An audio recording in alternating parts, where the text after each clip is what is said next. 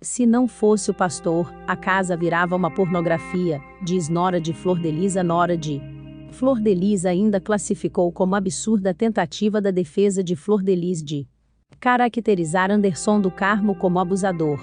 Em depoimento no Tribunal do Júri de Niterói, Rio de Janeiro, Luana Rangel Pimenta, Nora de Flor de Lis, afirmou que a exemplo deputada federal dizia que o pastor Anderson do Carmo iria morrer porque estava atrapalhando a obra de Deus. Ao deixar o tribunal, ela disse à imprensa ter convicção que Flor de Lis foi a mandante do assassinato.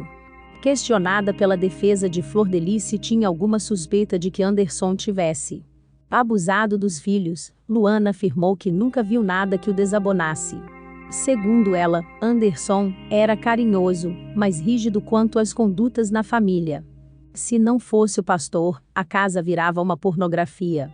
Bárbara Lomba, delegada que conduziu a investigação, disse no primeiro dia de julgamento que Flor de Lis e o pastor tinham relações íntimas com os filhos adotados. A defesa nega a prática e trabalha com a linha de que a exemplo deputada e algumas de suas filhas e netas foram abusadas sexualmente por Anderson.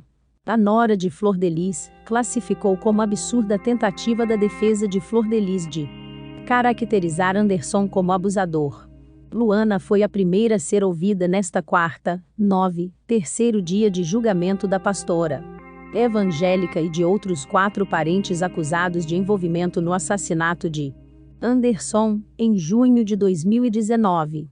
A nora, casada com Wagner Andrade Pimenta, o Misael, filho afetivo de Flor de Lis, afirmou que a exemplo parlamentar demonstrou, em diversos momentos antes do assassinato, descontentamento com Anderson, mas não queria se separar do pastor por causa da igreja que fundou, o Ministério Flor de Lis.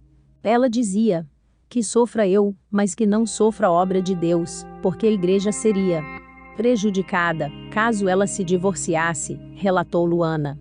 Ela disse ainda que ouvia Flor de Lis dizer que Anderson morreria por estar atrapalhando a obra de Deus. A Flor ficava falando que ele ia morrer. Deus já me falou que ele vai morrer, ele está atrapalhando a obra de Deus. A nora também disse que viu a exemplo deputada colocar um pó no suco que o pastor tomava, sem que ele soubesse. Constantemente, ainda segundo ela, ele passava mal. Quando eu olhava, ela Flor de Lis dizia que o pastor não tomava os remédios que o médico manda.